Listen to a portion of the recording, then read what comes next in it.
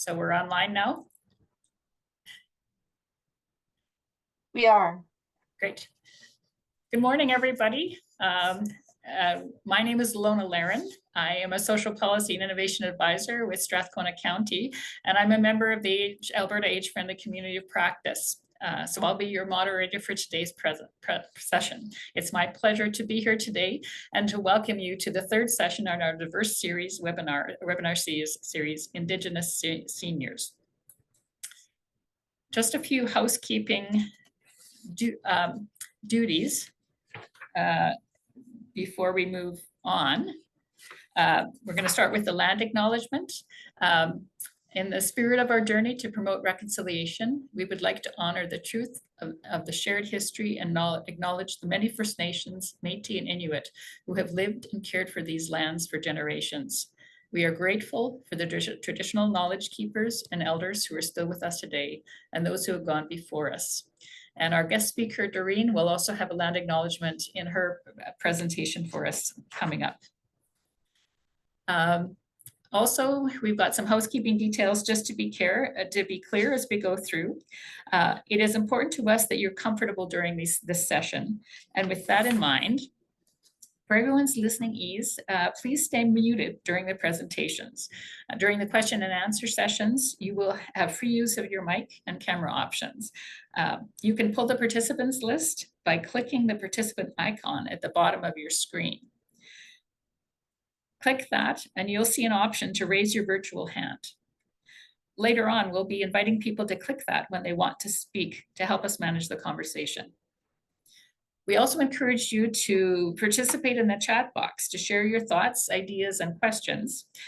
Carol is our moderator for our chat box today, and she'll relay your messages. We can see that people have been sharing their name, location, and organization already, but we want you to also, if you haven't not done so, please enter your name, your organization, your location. We always want to know how many people in the province are here and where they're from, and we'll see who's part of our group today. Just to note that the presentations are being recorded and will be shared on CoP Alberta. If you'd like to turn off your camera and adjust your screen name, you can do so now.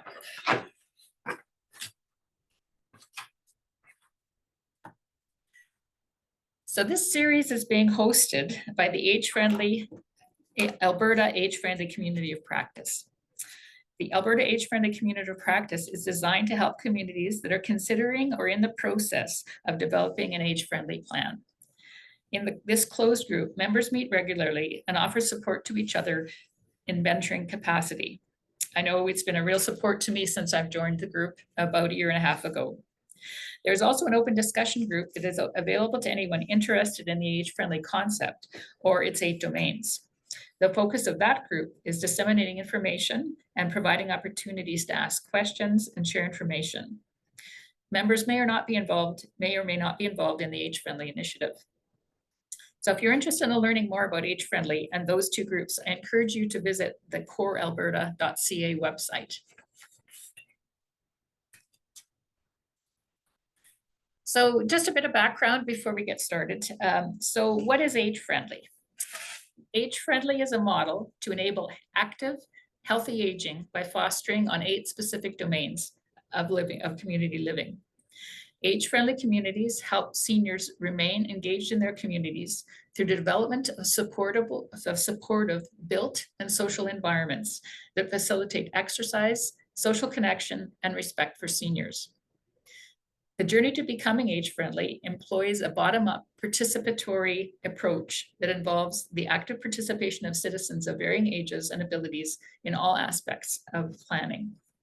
The cornerstone of the age-friendly model is the development of a community plan which brings together traditional and non-traditional partners to identify community assets and strengths that facilitate social inclusion of seniors and the factors that hinder it. I know in our community, there are many grassroots that are really key as part of this group. Each age-friendly plan is unique and it addresses the community's specific needs, recognizes the diversity of its population, and promotes initiatives to reach as many of people as possible. Implementation can be achieved through small steps initiated by local community members through to much larger and major initiatives that require greater resources and greater coordination from a broad group of people, or the collaborative efforts of a network of a range of groups. It can be quite a diversity of approaches across communities. Just a minute, just to take a moment to talk about age-friendly practices. In practical terms, age-friendly environments are free from physical and social barriers and supported by policies, systems, services, products, and technologies. These come together to promote health and build and maintain physical and mental capacity across the life course for older adults, and enable people, even when experiencing capacity loss, to continue to do the things that they value. Age-friendly practices help build older people's abilities to meet their basic needs, learn, grow, and make decisions, be mobile, build and maintain relationships and connection to community, and contribute to community. In doing so, age-friendly practices recognize the wide range of capacities and resources among older people. They anticipate and respond flexibly to aging-related needs and preferences. They respect older people's decisions and lifestyle choices. They reduce inequities, they protect those who are most vulnerable, and they promote older adult inclusion and contribute to all areas of community life.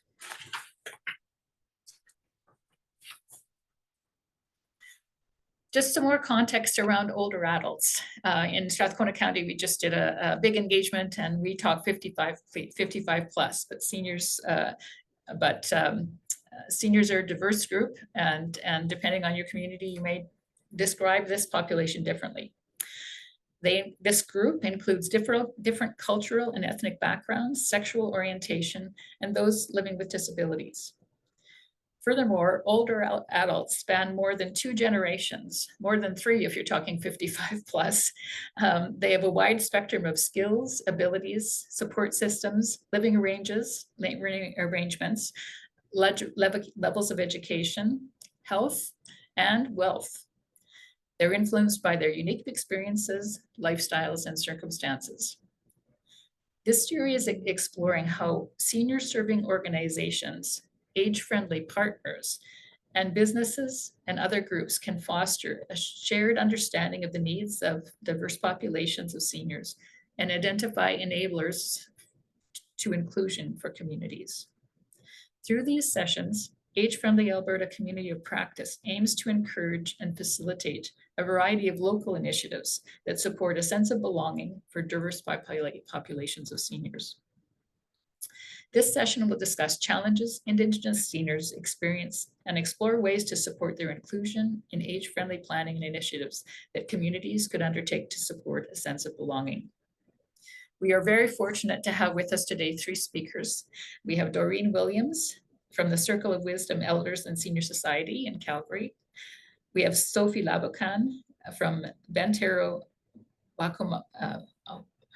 I was going to do this, I rehearsed it, Sophie, and you're going to have to, Wahkomatowin's Senior Wellness Program, and Shelley Bosco from the Bosco Foundation, both from Edmonton. We will share their organization. We will share about their organizations and from their perspectives of how to engage Indigenous seniors and what initiatives are working well to support the inclusion of diverse populations of seniors. Following the presentations, there'll be time for questions and answers. So without further delay, I want to introduce Doreen M. Williams, who is the Executive Director and founder of the Circle of Wisdom of Elders Senior Society. Doreen was gifted a traditional spiritual name in ceremony by Cree elders Patrick and Patricia Dagenot, so her name is the White Hummingbird Woman, with the guidance and support of the 350 Circle of Wisdom Elders Senior Circle members who come to gather at the Circle of Wisdom Center. Doreen, we are so excited to have you and we look forward to your presentation today.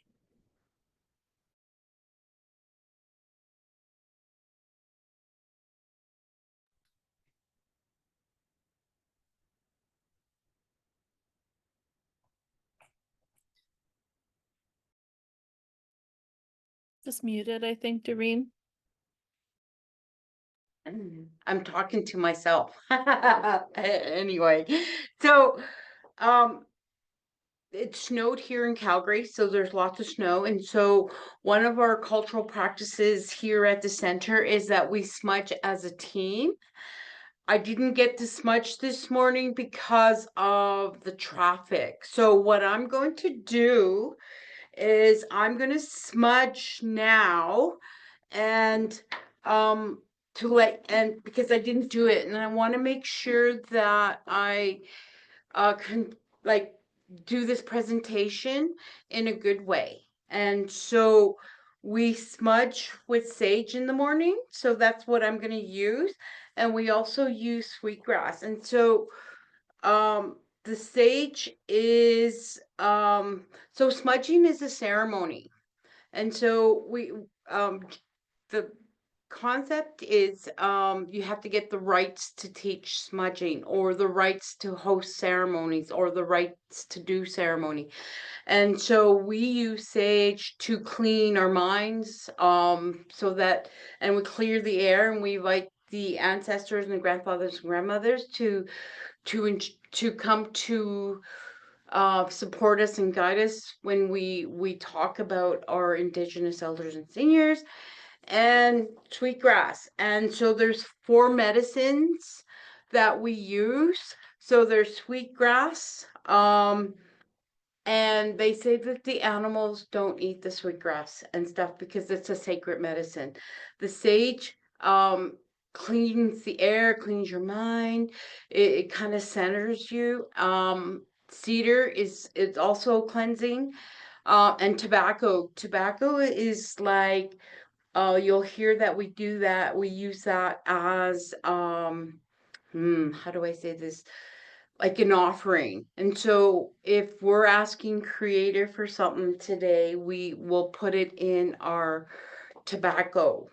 We'll put the tobacco with our sage and say, hey, Creator, this is what I need today. And so when you do your smudge in the morning, they always say to do it in before, but we do it at our center every single day. Because our specific group is a special, unique group. It's our Indigenous Cookums, and I'll say Cookums and Mushrooms because I'm Cree, Métis Cree, and I come from up north. Um, so I'm gonna do this before I get into the presentation because I have to make sure that I speak the truth and honor our ancestors and stuff like that. So it'll be really quick. So if you want to join me, you're more than welcome. And if you want to watch, it'll be really fast.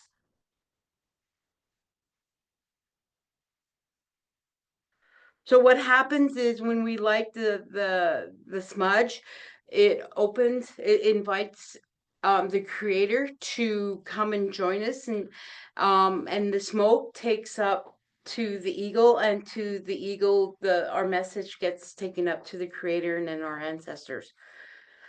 So we like to do it 4 times for our head, eyes, mouth, ears. I need lots today. Sorry. Anyway, thank you. Right. And if you want to know more, but you can, I'm open, right? We have elders on site. Today we have Ruby. She's a Blackfoot elder and a society member. So all our teachings and our guidance come from our elders who access the center. We have about 40% traditional elders that are here. So we use them a lot. Okay, next slide, please. So we talked about the land acknowledgement. And so part of reconciliation is that the Indigenous people, like myself, we don't do the land acknowledgement. It's our visitors, our settlers who do the land acknowledgement. So if you wanted to just read it, because this is where we're in Blackfoot territory, and so I was guided by my elders is that either a youth does it or a visitor does it or a settler, and I really don't like those names. So language is very important. So if you just take a minute to, not even a minute, like 10 seconds to read it, that'd be great.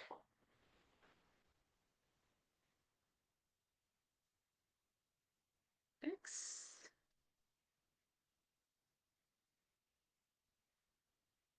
Who's my moderator? Can we, oh, here we go. Carol, can you move to the next slide, please? Okay, so I do have this thing about circles. So I name everything circles. So because everything that we do in a circle where it creates that whole continuous cycle of moving, right? So in our traditional senses, like we follow the direction of the sun, the rites of passage is done in a circle, your the way things are learned in traditional sense. So I like saying keeping the circle strong because we rely on our elders, Indigenous elders and seniors, to guide us. And so we support them with their teachings, their wisdom, so that we can pass on our traditions and our customs and our culture to the next generation. So we, so that's what we mean by keeping the circle strong. And it's keeping our community strong and our village strong, right? Due to the disruption. Next.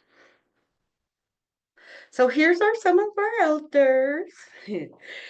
um, This is the original grandmother's circle, and it's been in existence since 2010. Um, they did the sewing, they give the for our elders dinner that we have that we had once a year. These are some of the arts and crafts that they do. So what we try to do is what our vision is and our mission is to reconnect them with culture, to preserve it, to move it forward, and to reclaim our identity as to who we are. Next. So, um, like I said, the Circle of Wisdom's been in existence since 2000. Well, I've had my first elders dinner in 2003. So I've been working with the elder community since then. And then when I was working with the Red Cross, we um adopted the seniors because they wanted a place in the Red Cross allowed me, not allowed, but I was very fortunate that I was able to work with our seniors and work with the Indigenous community. And so this group has been together since 2010. We started off with 30 and then when we got here we had 60, so now we have 350 seniors that are have files open, that we keep them open because it's, how do I explain it? Okay, we'll go to the next slide and I'll keep going. Keep going. All right, so this was our first phase. So in Western practices, everybody is specific focus. They're focused on different capacities. So with the introduction, I felt that that the seniors were put into a pigeonhole, or they were put into a group, and it was like so they're over here. I know that they're not, I just had a problem with that, because not personally, because in Indigenous culture we try not to separate our community. We work as a family, a village, and so the Indigenous elders are our teachers, our knowledge keepers, our guide. They're the ones that pass on their knowledge and stuff. And so so what I've experienced is that the seniors, um, hmm, since COVID, it was brought to light that the seniors were the most vulnerable. It just broke my heart to see those seniors in those nursing homes and forgotten. And so, in our, not saying that that in our culture, our seniors are our teachers, and we look to them. And so, people ask me, so what do you do? And so I had to explain yesterday because they were trying to introduce me as the fearless leader, and I'm like, no, I'm not the leader. Our elders and our seniors are our leaders. They teach us, and I'm their helper. And so, in order to keep the circle strong, um, we we do it through cultural practices. And so it's, I don't know. I am so fortunate that I'm surrounded by elders and teachers who have the gifts to teach those cultural practices and traditions. I have been through 3 ceremonies in the last 2 weeks. It was amazing, and it just happened. So I believe, and it's people compare spirituality with Indigenous to religion. It's not that way. They call it Wahkomatowin, which means that we're all connected, that everything has a spirit. And so I strongly believe that. And so when we use our tobacco to say, hey, Creator and our ancestors and our cookums and mushrooms, I need this today. And you just, it's about opening it up. And so, like I said, I had a healing ceremony. My aunt was there. She was part of that ceremony. My husband was there. They gave us wisdom. And so the funny thing is, a long time ago, what used to happen with the elders is um, they used to chop wood, clean house, do water, build a fire. Just so happens that my aunt bought 2 wild ducks cleaned with moose meat, and we were able to offer that to our elder because sometimes the elders miss that um, component of the wild meat, right? Because a lot of traditional meat is um, lean. So, and then I was able to um, prior to a meeting, I got my face painted. And I thought I wiped it off, but it was still all red. But I was very fortunate that I was able to do that. It's a guide saying that you're on the red path. And so they support us in what we do. And so um this following week we were able to do the grandmother moon ceremony. So we provide a lot of opportunities from practicing traditional ceremonialists who have those rights to teach that. So I'm very privileged that we're able to offer that through the center. And our elders are amazing. Because they know that there's a disconnect, or some of them don't know that they do it, the teachings in a gentle way. It's not like a classroom. We smudge first. They use the pipe to make sure, we use tobacco, the medicines and all that stuff. And our teachings are given to us in a gentle way. And to our seniors who don't understand or disconnected of the ceremonies. And so people, um, there's a misconception that our ceremonies are like rituals, like the pagan rituals, but they're not.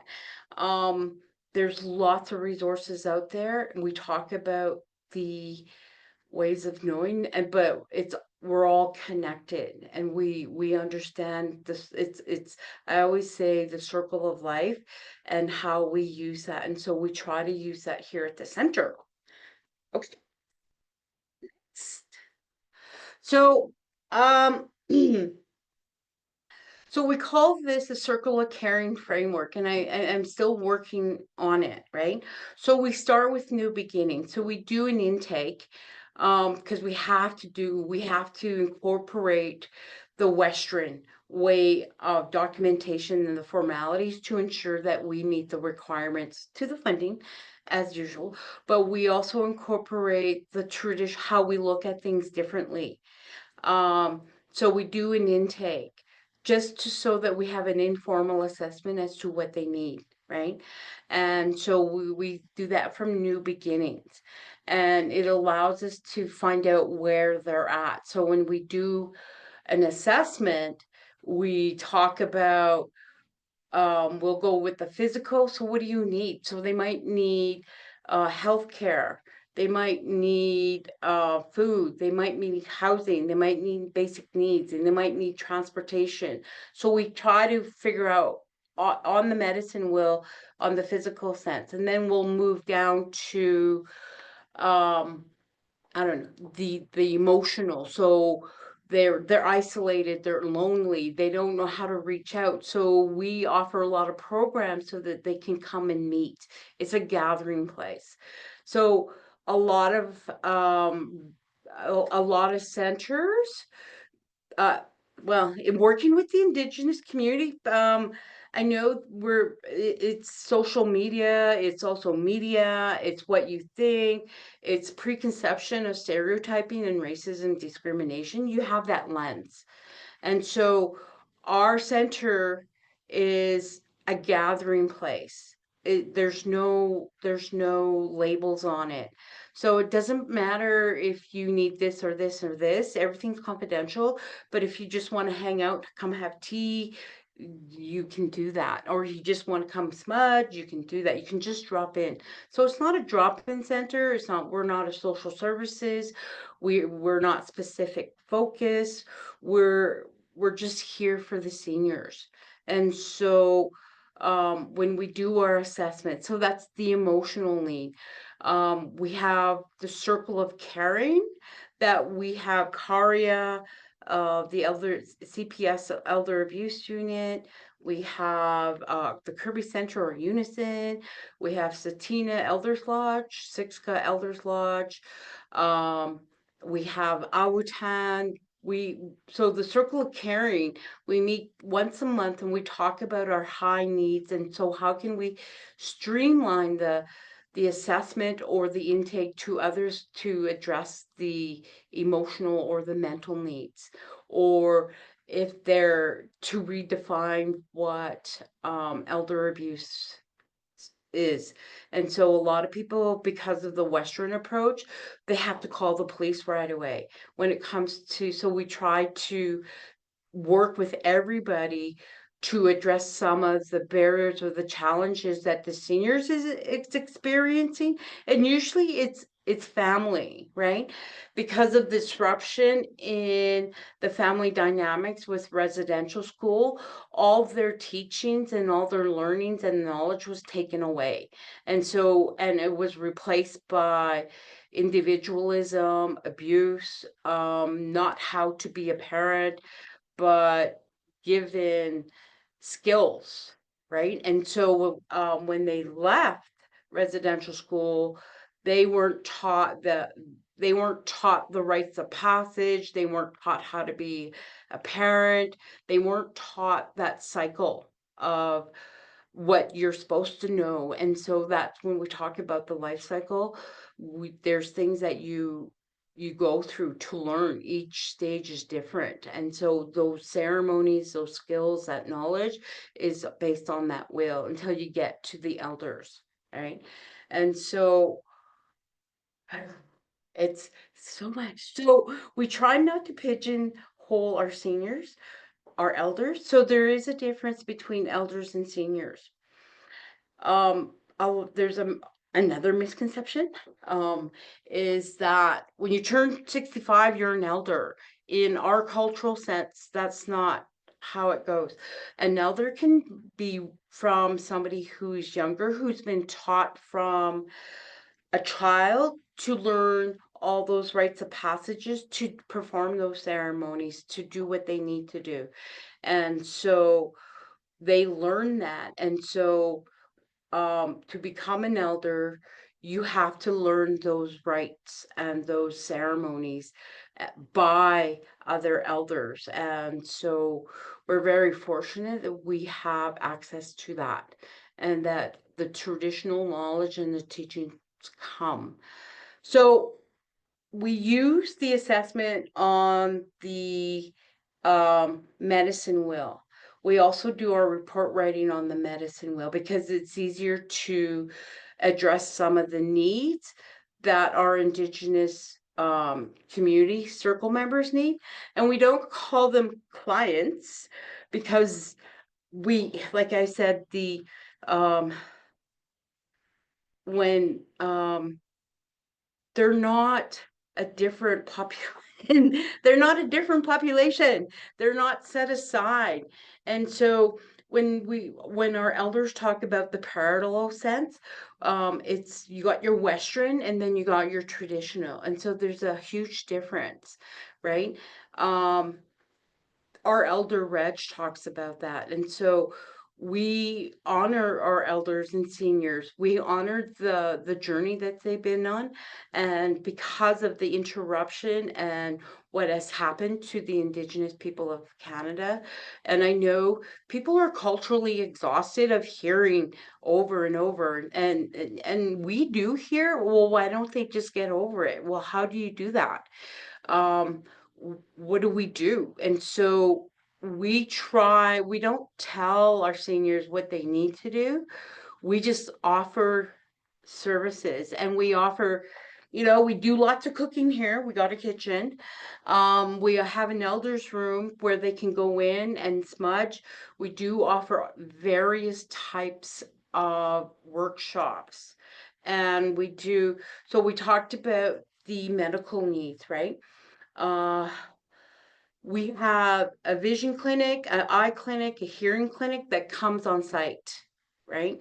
So that they don't have to go to the doctors and to go to those clinics, and they have direct access to First Nations because we have noticed that a lot of medical addressing those needs don't take First Nations, or it's not they don't want to, but are reluctant to because the process is so long.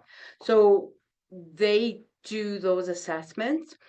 We also have Service Canada that comes here to do taxes, and the government, so they come and they try to address and not charge them for their tax needs, their forms. They'll directly fill out the old age forms here. Next. Okay, so what we have also found, it takes a special kind of person to work here because that's why we smudge twice a day. In the morning, we smudge so that we can hear those stories and stuff. And some of those stories has to do with abuse, and it's all those forms of abuse, family violence, sexual abuse, the ongoing. And it just breaks my heart to hear those stories, but they then we can figure out, so how do we address that, right? Then at the end of the day, because we have to leave that stuff here, we smudge and say, hey, this is what happened, this is the positive thing, and then we let it go, and then we have to go home because we don't want to carry their stuff, right? So our elders tell us this is what we need to do before we go home to cleanse. So there's a lot of stuff. Our center's been blessed and cleansed through ceremony. And when you come to the center, you'll see red flags, you'll see the white flags, you'll see the red, the blue, the green all over, right? Because it's been blessed. So everybody knows that it's a safe, spiritual, culturally space. And so sometimes I feel like the principal, you have to come to the principal's office because I have to talk to them. But we incorporate the 7 teachings and that is you respect the circle members that come here. You honor them by treating them well.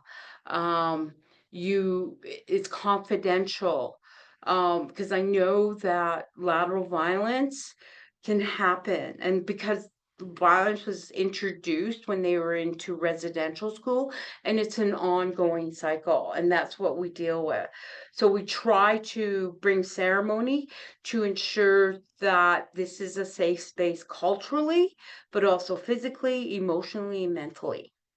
Yes. So this is where we're at. Contact information. Next. Sorry. Okay, so we do beading. We also do the bags from Red Cross to teach them how to, in case of emergency, because of the floods, the fires. We like I said, we have smudge every day. And we also give medicines if they need it. So we'll give them a smudge kit if they need it, and it's available to anybody. And so we were smudging with care centers for the Indigenous that were in care centers, and we did it virtually. And they prayed. We also prayed. We have elders that do it. So we'll work with everybody. It's not closed. It's yeah. And so we do bingo. Oh, yep. Next. Okay, this is me. You heard about that, so we'll move along. I'm always tired, so I look tired all the time. So we have 350 seniors. We're playing actually crib today. We did 119 workshops and programs in 2003. On September 30th, we have Truth and Reconciliation dinners, and about 200 seniors come. We had our second year. It's because they're how would you say it? The TRC Day it's gotten commercialized, and then with our seniors who experience residential school, I didn't want them to be alone and for them to support each other. And so we host Truth and Reconciliation Day, and we do all the cooking, we have entertainment, we talk about, it's just for them so, and then we have ceremony during that dinner. And so it's so that they can support each other, because they know what it's like, what they experience, and what it's like to be an Indigenous Cookum and Mushum, to experience all that stuff and to come to terms with it. And then we have 2 Christmas dinners. We provide toys so that they can, because they're on limited income. So this is their place to celebrate, not Christmas, but togetherness, to grab the toys that they need, to have a turkey dinner. And then so we are expanding. We had 4 new positions, so we have 5, including me, but it's exhausting. There's not enough staff to accommodate their needs. And so we do a lot of stuff, like it's not all social work driven or issue driven or concern driven. We do fair crafts, we do those dinners, we do bingo, we honor them with Mother's Day, Grandmother's Day, we have a grandmother's circle, we have connecting the dots, we have the blanket project. The blanket project is it's high needs. The ones we work with the family. So like I said, we're not specific focus. So majority of the concerns come from extended their children. And so we support their children in accessing services like addictions or housing. We try to connect the kids so that it lessens the challenges on the grandmother or the grandparents. We have maybe 10% grandparents who are primary caregivers of their grandchildren. And so we try to connect them so that they have the support. So if you can imagine being 76 years old, taking care of a 3-year-old, I can't even imagine that. So, yeah. So we have a database just so that we can keep along the lines with the numbers. We're still figuring it out. To incorporate the Western way so that we had document how many people access our center. We realigned to incorporate traditional teachings in our human and board manual. Next, I'm talking fast, I know. um, so some of the circles that we have, so grandfather circles, men's circles, we're going to be starting that again. We talk about how we handle death is differently. But we do have Choice Memorial to talk about what you need to know when you're planning your next journey. And that's what we call it, our next journey. And so some of our elders, like Pablo, he's a Blackfoot elder. We're so very fortunate that we have that. TRC, we were talking about truth, and it's remembering those children that are not with us. It's Kamloops, and I've been to Kamloops, and it's just saddening.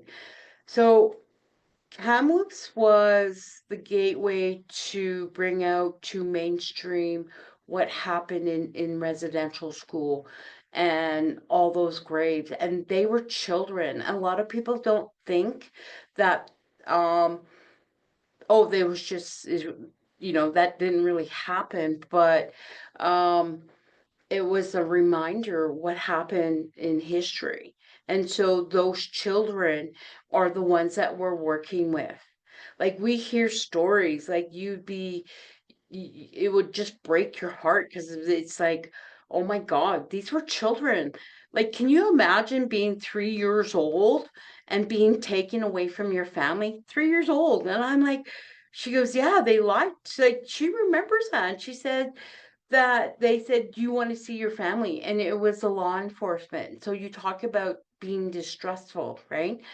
It was the law enforcement that took the children, but it was also the law enforcement. If the parents put up a fight, they were the ones who took the parents to jail, and they were jailed because they spoke out and defended their children from going to residential school. So you see the mistrust in the institution, right? When COVID hit, they were saying, well, they're experimenting on us. So we had to incorporate traditional and smudge and teachings. We had to get the community involved in a traditional sense because as you and I know, that COVID we didn't even know, and we still don't know. It's still out there. Um, we play bingo. So today's crib, we feed them. So we have lots of good cooks on board, and some of our volunteers are good cooks, and so we have a certified kitchen. Everybody has their food safety. So as I mentioned, we have a Christmas luncheon, and our partners are CPS. We have the Rotary, we have the fire department, we have vendors that come. It's just so that it's hard to be a grandparent on limited income with no toys. So we gift wrap them, we label them, and they can have that. And they get a turkey dinner and entertainment. Next. Okay, so we were the first ones to respond to COVID. Um, the prime minister was supposed to come, but you know how that goes. So we did do that when it first opened, and because I have former nursing, I was able to navigate how we're going to do this and how we're going to ensure that nobody gets infected. So we were able to vaccinate 420 seniors. Next. Oh, we do give out equipment. Um, the last one. So we call our supporters friends of the circle. So the city of Calgary, we work with them. The safety framework, because we try to get the crisis before, and that's where the assessment comes in. Connecting the dots is connecting them to resources out there. If there's more complicated issues, we do healthy aging, the blanket project, because we address all of the person and all of the family. Alberta Northern Spirit is where we're housed in this building. The Rotary Club helps out with the Christmas party. We have a really good partnership with Ovintiv. They bring out their amazing volunteers. Without them, we would be unable to do some of our events for the staff. And then Calgary Homeless Foundation, who provides us with staff training. Okay, next slide, please. All right, so this is our Christmas celebration. So we do, so this is our way in that we work with Caria.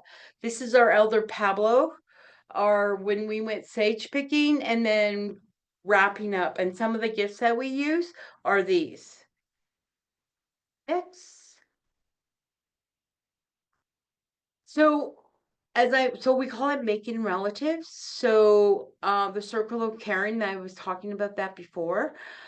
We meet once a month. So it's Unison Kirby Center, Caria Way In, Calgary Police Service, Indigenous Elders Distress Center. Oh, Distress Center, I forgot about them. Alberta. So the committees that I sit on are all right there. Right? The Seven Brothers. I sit on the Indigenous Police Indigenous Advisory Circle. I sit on VCC Addressing Poverty, Aboriginal Awareness Week. I sit on the University of Calgary Medical and how to incorporate Indigenous into the medical, and on and on and on. And next, sorry.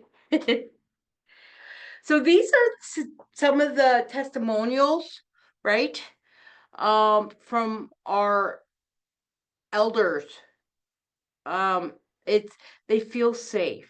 When we do our circles, when we do our ceremonies, that's what they say. It's a safe place. Next. Keep going. There we go. Right. I think I'm done. Yeah. Thanks so much, Doreen, for sharing the historical and cultural perspectives that shape the way that you support Indigenous older adults in Calgary, and reminding us of the legacy of residential schools and how that also shapes how you support older adults. Thank you so much. We're going to turn things over to Sophie Laboucan, who is the supervisor of the Wahkomatowin program for older adults in Bantero. Sophie, I rehearsed that and then I forgot it, so I hope I got it right. So Sophie is from the Gift Lake Métis settlement.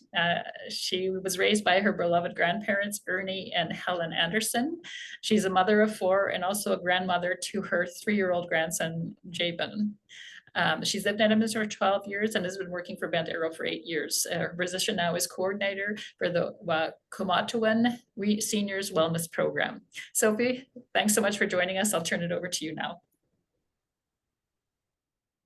Thank you for having me. That was an amazing presentation by Doreen. She pretty much did the whole explanation of, what we do here as well for our seniors is very, we're connected that way too. We do a lot for our seniors that way, and we honor them as well. And we're very grateful that they choose to come to us for support, for friendship, and for socialization. So my name is Sophie Laboucan. I am the coordinator for the Wahkomatowin Senior Wellness Program. And I've been with Bantero in this program for 8 years. And Wahkomatowin actually started June of 2016. And you can move the slide. Okay, so our mission is committed to building upon the strengths of Aboriginal children, youth, and families to enable them to grow spiritually, emotionally, physically, and mentally, so that they can walk proudly in both Aboriginal and non-Aboriginal communities. Next slide. So the next slide is healing the community. We are guided by the teachings of our elders and knowledge keepers and wisdom of Indigenous communities. We're keeping in the culture, we keep the culture in the center of everything.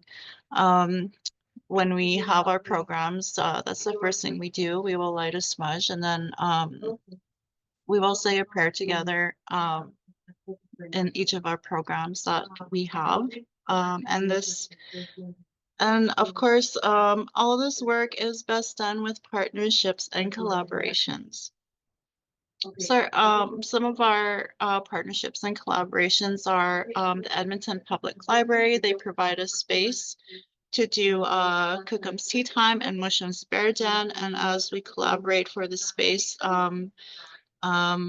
we get to introduce ourselves to the 55 plus library participants as well. So they have that opportunity to join us in those programs while we're in the library. So Native Counseling is one of them too, and they provide support for residential school mental health supports. We also have tenant empowerment course, and that runs like 3 times a year. And this helps the seniors understand their rights as tenants and understand the duties of the landlord as well. And it's really to help seniors, you know, with homeless prevention. And this is through the city of Edmonton. Also, we have elder abuse, the coordinated community response, and we partner with them educationally through presentation and prevention for our seniors, so they are aware and they know what elder abuse looks like. And also Alberta Health Services, the health promotion team. We have a program that will be starting again in the spring. It's a Not Falling for You exercise program. And this is for seniors looking to build upon their physical strength.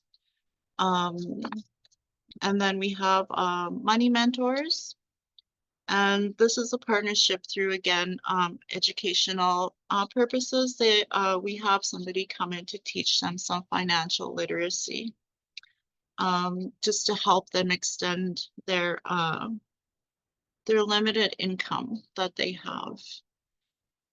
And those are just some of the partners that we connect with for our seniors. Okay, perfect. So Wahkomatowin is a Cree word that refers to the interconnectedness and kinship between people and community and nature. And this comes from one of our Cree natural laws. Next slide, please. So the Wahkomatowin approach is that outreach support 55 plus. We provide advocacy, application processes, home visits, referrals to resources, limited transportation, example, like a medical appointment or housing interviews or supported rentals for viewings. That's some of the ways that our outreach worker helps with our seniors. And then we respond to participants and interests and strengths with a diverse range of social and cultural programming. So with our programming, our seniors are actually the forefront of our planning and our coordination for their programs. So we take into consideration their likes and their interests, and we build upon their program that way. So it really is their program. We just support them in things that they want to do and where they want to go or what they want to learn about. So it really is it's senior-led program. What else? Oh, and then we build connection, of course, to community. We have a community sweat lodge now, and we have sweats 3 times a day, and our seniors are able to attend those sweats as well. And then we have access, of course, to knowledge keepers, and then we have our community soup and bannock twice a month, which is a really big hit for the seniors because they get to interact with the community as a whole, right? What else? So we provide those things. We provide the ceremony if they choose to. They have access to knowledge keepers, and we provide, of course, kinship and a gathering place for them. What else? Next slide. And oh, one last thing.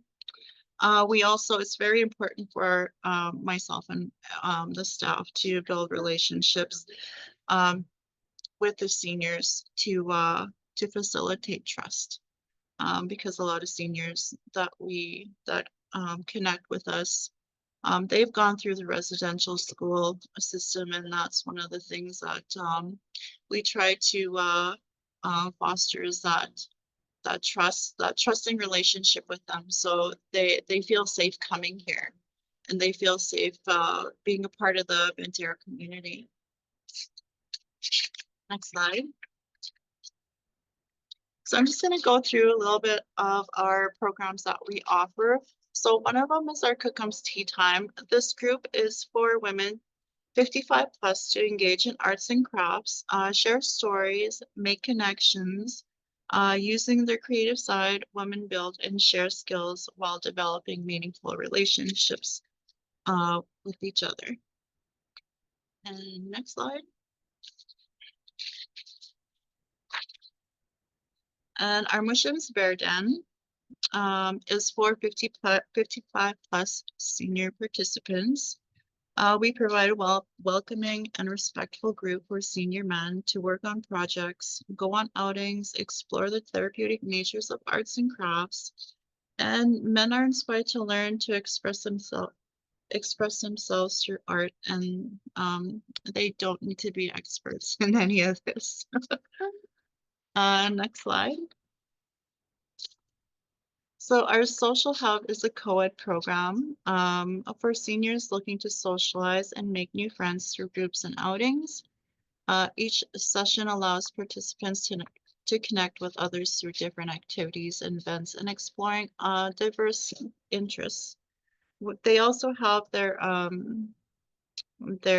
monthly bingo, and we had initially had it in the Crow's Nest, or I think it was in the Crow's Nest, but we switched it to the social hub. So they actually have a bingo on today, and it's really like pretty snowy weather here, and we have like 23 seniors that have come to brave the weather. It's just so awesome. So yeah, next slide. And here's our Crow's Nest informational presentation. This program is for seniors seeking resources through presentations and discussions to make more informed choices and to keep learning. Sessions can empower participants to make better informed decisions in their lives or to learn something new. This is where we had brought in that program, then the tenant empowerment course for our seniors, and it was very well received. So we're going to continue on and bringing them to come in and teach this course to our seniors. It was really very helpful for them to learn the ins and outs of their rights and responsibilities, and of course they got a lot of their questions answered, I should say, in that program. So it was really, really positive.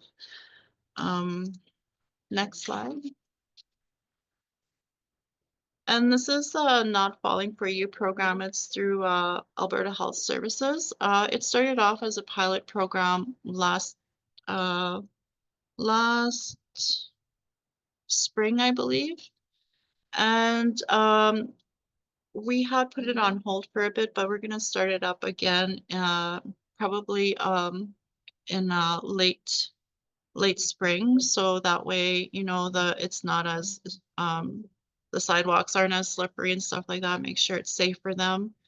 Because they do have to walk at least like a little bit to get here from 118th. So we're going to be starting this up again for them. It's really based on helping them gain strength in their balance and in their core.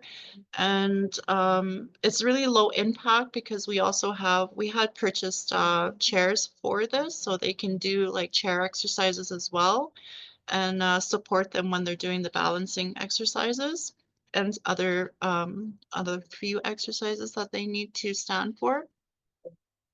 So that's one of them that's going to be starting again in late spring. You can move to the next slide. So our healing impacts for that are coming out of the Wahkomatowin Senior Wellness Program is we've been noticing seniors are building good relationships with staff, and staff actually know them by name.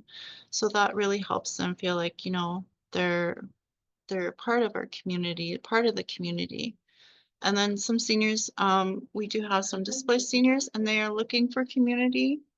Staff, some of the staff do speak Cree and understand Cree, and that brings them the sense of welcoming, almost like a welcome home, because that is what our language is. It's very, very welcoming. And when I hear a senior speak Cree, it reminds me of my own home and being with my own grandparents, right? So it's very welcoming, and it feels like home every time I hear, you know, a senior speaking Cree.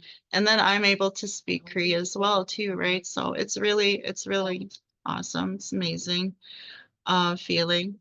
And then Indigenous seniors, of course, they build very strong friendships here when they come to our programs, and they build connections throughout the community. They build connections with staff here, and it's a very welcoming space for them. They feel seen and they feel heard, and they feel a part of the community is the feedback that we have had. So that's can go to the next slide. Oh, there is actually a little bit of an addition that I prepared, so it's not on the slide. So this is really kind of like how to make community and programs more inclusive, and there's a few things that I want to speak on. So one of them would be to, of course, you know, provide a welcoming space. Relationship building to foster trust is very important within our seniors. So it's really good to keep that in mind. And then respond to participants' interests and strengths. So they feel a sense of feeling heard and to be acknowledged, right? And of course, to have that awareness of our traditional values, language, and our kinship is very, very important. Creating or being a part of an Indigenous senior program, definitely. Yeah. But that is all for my presentation. Iksamaga.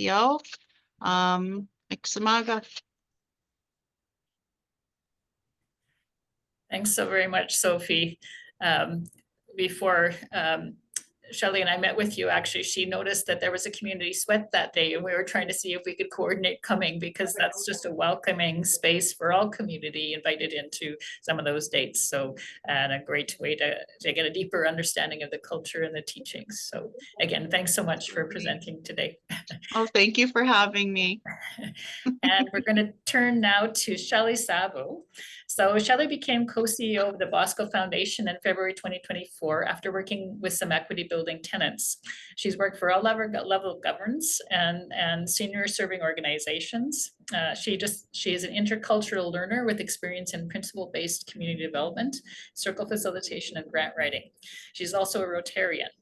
She says learning from Indigenous people and newcomers has helped her take the long journey from her head to her heart. Sophie will turn things over to you, or sorry, Shelley will turn things over to you now. Thank you, Mona. And I just want to acknowledge the work of Doreen and Sophie and your organizations, because culture and identity, restoring culture and identity, is at the heart of healing. They can find and support isolated seniors that mainstream organizations cannot. My talk is about ways that settlers can support Indigenous-led efforts.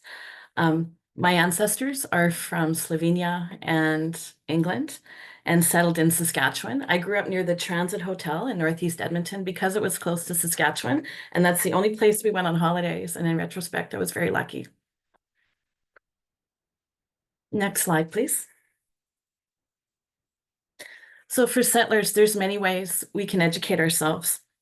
We need to take responsibility for our own learning about Indigenous culture and history. This is an exceptional documentary. It's the first of 3. Pat McCocus is in the red shirt there. She's the executive director. And one wish Pat had, or hope Pat had, is that settlers could educate settlers, how that would be very helpful. And I really invite you to take a look at this video. It's only 50 minutes. Share it with your friends, maybe watch it in your workplace and talk about it. Through working with community organizations, churches, and Rotary, I've learned a lot from Pat. And so when I was invited to participate on this panel, I thought of her work and how I could share with you what I've experienced or what I've learned by walking alongside with Indigenous people. Next. Just being invited to events and seeing how they're intergenerational. Western culture segregates people by age, as Doreen spoke to. I was at one event and there was one mom that had confided that she was struggling. And at the end of the event, she had shared some salmon with an elder, which was very moving to me. There's a deep cultural value there of sharing that there's enough and sharing what you have and respecting elders. Abundance. So you may have heard about abundant communities or asset-based community development. Indigenous communities are the first and original abundant communities. I just invite you to just close your eyes, take a moment, and think of something that you're really good at, that you enjoy doing, that might benefit others. So when you pool all those gifts and you give them away to each other, that's reciprocity, giving and receiving. Everybody's good at something. Everybody needs something. And we have a responsibility to share our gift. So I learned a lot about reciprocity, and I also learned about the accepting of difference. The Edmonton Two-Spirit Society is in our building. And in Indigenous gatherings, I've noticed when someone says who they are, they're accepted. Next.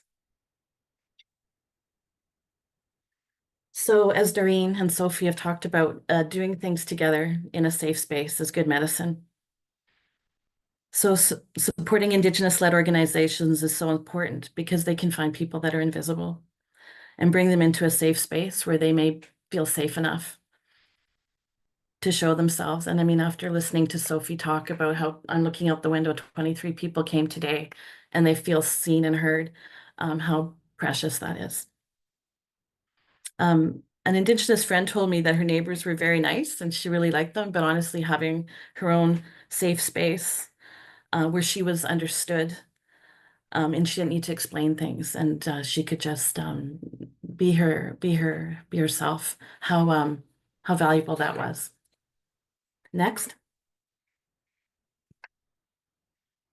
So I work with the Bosco Foundation. This is a couple of blocks from the Transit Hotel. Niganan Housing is a couple blocks away. We also have, actually we have 2 Indigenous-led housing complexes. There's a homeless shelter as well near the Belvedere LRT station. I was hired by the Bosco Foundation recently in February, just after supporting a capacity building of some of the tenants. So this is a picture of our building. And on the right side, you'll see a large building with a cross on it. That's a former Catholic church. The middle building is 100 years old next year. And this was home to Franciscan friars. So think of Friar Tuck and long brown robes. And it's now home to 24 not-for-profits. And there's also many newcomer organizations. We're also zoned for affordable housing projects. So I talked to the former CEO and asked him if you'd see the space just at the top of the screen where those trees are. I said, what if we just put a garden in and see what might happen? And because the seniors housing was coming and it's such a diverse neighborhood, he thought that might be a good way to bring people together. I've always been interested in intergenerational and intercultural placemaking, where you can do things together alongside one another and learn from each other. We just celebrated our 3rd season, and I'll talk a little bit more about that next. So there's a big difference between community-based service delivery and community development, and we need both. And listening to both Sophie and Doreen about the safe spaces they've created, a lot of what they do comes out of being together in circle, listening. What do people care about? What are their gifts? What can they share? What would they like to do? So a Western way is developing outcomes and a project plan, but really this is an organic process where things come from the inside out. Community development engages the hearts and minds of people in the process of their own development. It's like waking up something inside a person that gives them the courage to be themselves. So I believe people's capacity to self-organize is the most powerful change process there is. Everything begins with relationships and a culturally safe space to share ideas. Next. We have ears to listen and eyes to see. It has been said that the longest journey is from the head to the heart. Go where you're invited, show up, learn by doing, listen. This is simple but not easy for Western minds. Next. We can learn to be better listeners. And as Doreen spoke about how important circle is a practice where it can be learned. Westerners can learn to be better listeners. An elder once told our settler group, how we meet changes us more than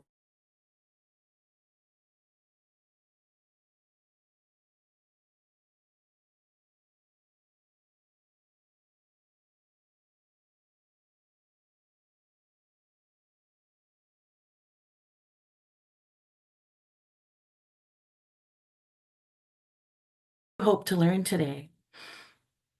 And then I find after that, if you're in a circle and you just go in pairs, what are you curious about today, or what would you like to learn? I find that people are more comfortable when they can think aloud with one person and then come back again in a larger circle. And each person has a turn to speak or pass. And you can always come back to the person who passed, because sometimes people really need to know who else is in the room and kind of what they bring before they feel safe to speak. This is a way to bring equity in any kind of community conversation you have. I've been to many community engagement sessions where people from other cultures did not have a chance to speak. So in World Cafes, at the individual tables, we use talking pieces. And afterwards, people said how much they appreciated having a talking piece, because in their culture, they didn't interrupt. And they found that Canadians, well-meaning Canadians, talk over each other, interrupt, and have some difficulty listening sometimes, and how this was really helped them feel seen and heard. So there's a 2-pager on this book, The Circle Way. I call it Circle for Settlers. We can always learn. Next. What might you do? Don't overlook small, very local opportunities.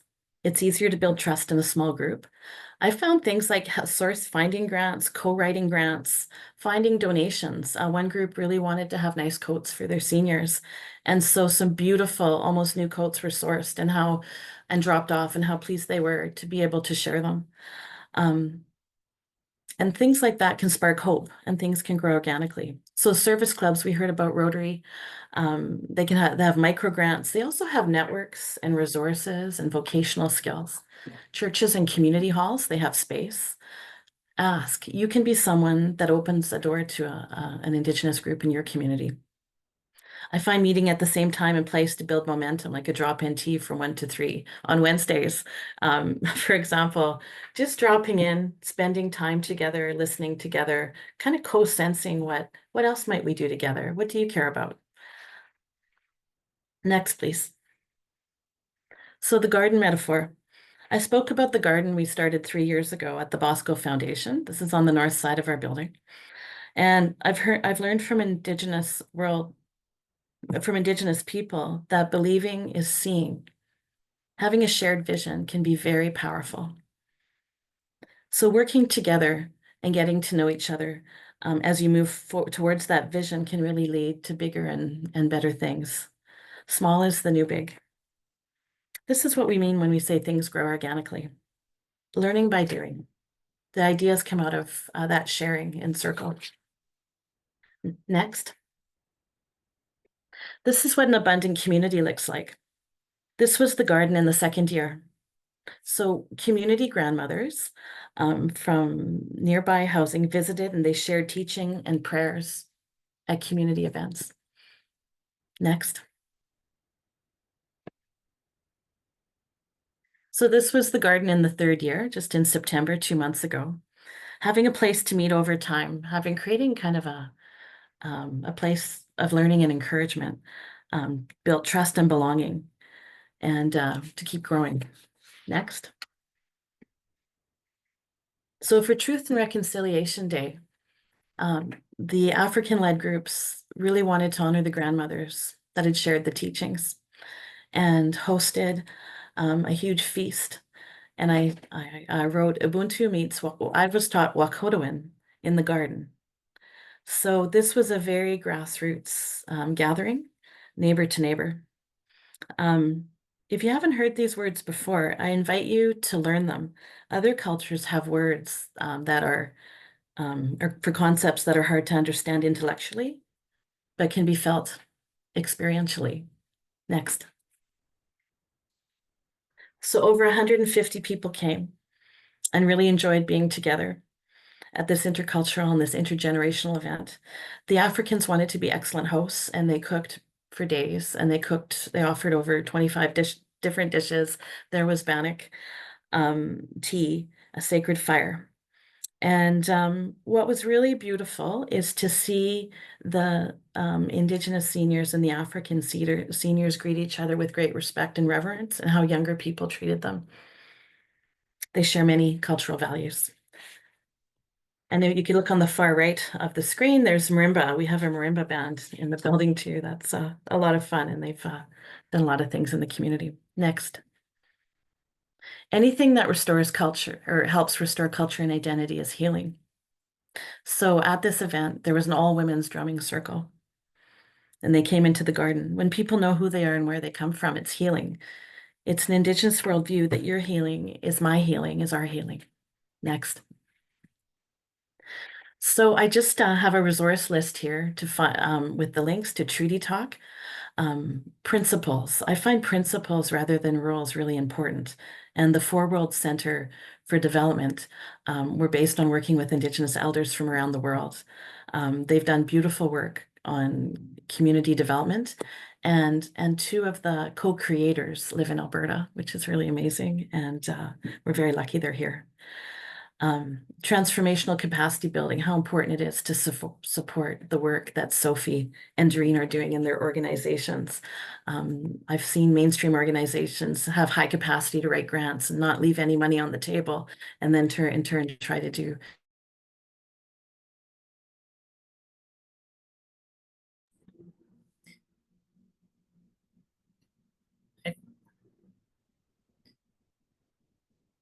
Shelley, I think you might be frozen again. Are there people circle. experiencing that? Oh, there. Sorry, Shelley, you froze for a second. Oh, okay. And the Ally Bill of Responsibilities, a wonderful read. And finally, I just put my own email address, because I find my paid work and my volunteer work are quite integrated. So Bosco absolutely supports me to be here, but I thought that would be a good point of contact. I'd love to hear from you and any reflections you have. What else? I just, I've never tried to talk about this, to put these learnings in into words. I much prefer coming together in circle where we can listen to each other and co-sense, and then we kind of know what to pull through each of us to support the whole. But anyway, presence is the portal. The way will open. And thank you for listening to me. Hi. And my last question is, what is possible Great. with good? Thank you. Thanks so much, Shelley. I think we're just about out of time. Carol, do you want to jump in here and tell us, give some advice?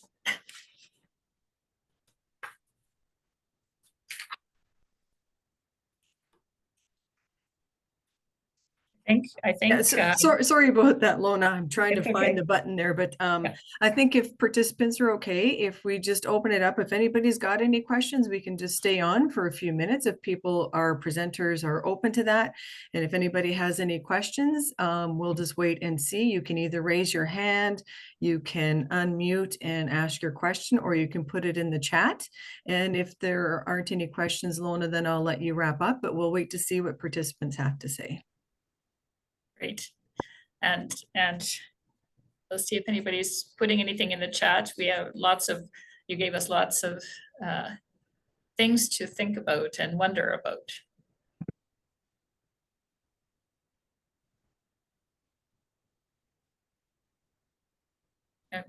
I'm not seeing anything so far. I guess I have a question for Sophie and for Doreen, in terms of just building on what Shelley has said. What can other organizations do in support of the work that you folks are doing to help you be more successful? Sophie, I see you've unmuted. Do you want to jump in? So right now we are primarily getting our funding through one source of funding stream. We haven't had the opportunity to get any grants in place, but that in the new year, I'm hoping that will be the case, that we can attain a little bit more funding to do a lot more things that the seniors are wanting to do. So yeah, I hope that answers your question. I suspect the grant writing piece that Shelley said might have got your attention. Yes. But go ahead. sorry, I do have to go. I want to see my seniors off. Their bingo is almost over. So I'm really sorry. If there's any questions, additional questions, just fan out my email. Great. That'd be great. And again, thank you for having me. It was amazing. Doreen, Shelley, you guys are amazing. Keep it up. Thanks so Okay, much. you guys have a great day. Thanks, Sophie. Doreen, do you want to weigh in? Do you have anything to add there? No, sorry about, I'll block her. Our work is never done, I suppose. I don't know, because when working with Indigenous, especially, so what I'm experiencing is that the Indigenous elders and seniors get pigeonholed with the diversity. And I think you can't pigeonhole them in one lump and be able to paint everyone with the same brush, because they're people of this land. They're not from a distant land. They're not from another country. They're not displaced, but they were displaced here. And so because of and you know, I don't like using the word colonial or settlers or newcomers, because I was taught that everybody, that's why we use circles, because everybody's equal. However, due to the historical practices of what was going on, we were working with those individuals who went to school. And so when you're working with, you have to have an understanding of experience. And so when working with Indigenous peoples, they're painted through those Western lens of numbers, specifics, disease, whereas in a traditional sense, it's holistic. And that's our approach, how we deal with things. And so to have the basic understanding of what they're going through and the fear, because that's what we experience, is that they have a fear that they won't be understood, or the lack of compassion when working with them, right?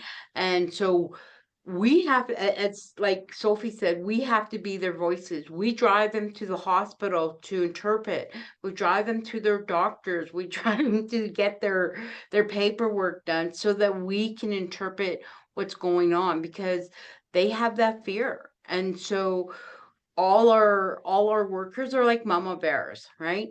And they're there to protect them and to be their support services, and just say, hey, wait a minute. No, you don't come here from home care for 7 minutes and then clock for 2 hours where this individual did not get the care that he needed. And so where are the medical professionals who are supposed to do a care plan, and he's being charged for services that he didn't get? And so it's like, we have to be those voices, because their voices was taken away. That's why you see the red hand is because they don't have a voice, and they still believe they don't have a voice. And we're talking about seniors. And so it's like, okay, they're not a separate group. They're not an entity. It's like when you put them in a different corner, it's like treating them differently. So our elders tell us that we're all human beings and we're all created equal, and that we're all the same. And so in most diverse cultures, the elders have a different view in not like in their community. So in our community, our elders are our teachers, our knowledge keepers. They're not priests. They're our guides, and they're the ones who on that wheel give us, because they've earned all those rights, they earned all that knowledge, they earned all that wisdom, that we have to respect them as human beings, as our teachers. And it's like, they're not clients, they're our teachers, they're circle members.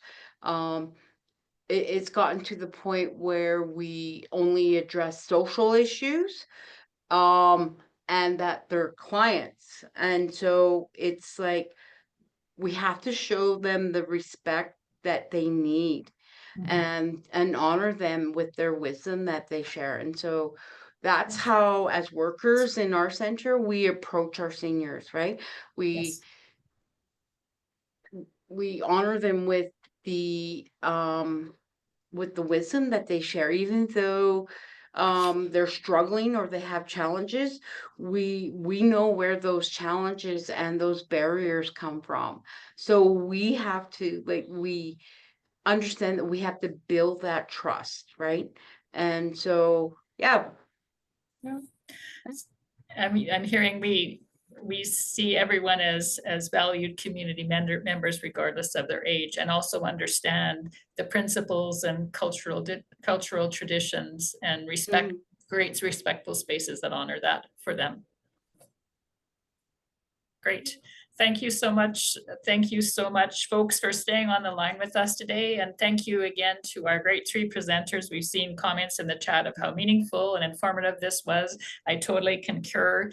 I want to underscore that there's a future session coming up on December 12th, Seniors Living with Disabilities. This is the 4th session in the Diverse Seniors webinar series. And so I'd encourage you to visit the Core Alberta site to register if you'd like to attend this session as well. I've been able to attend all, and they've been very meaningful and valuable.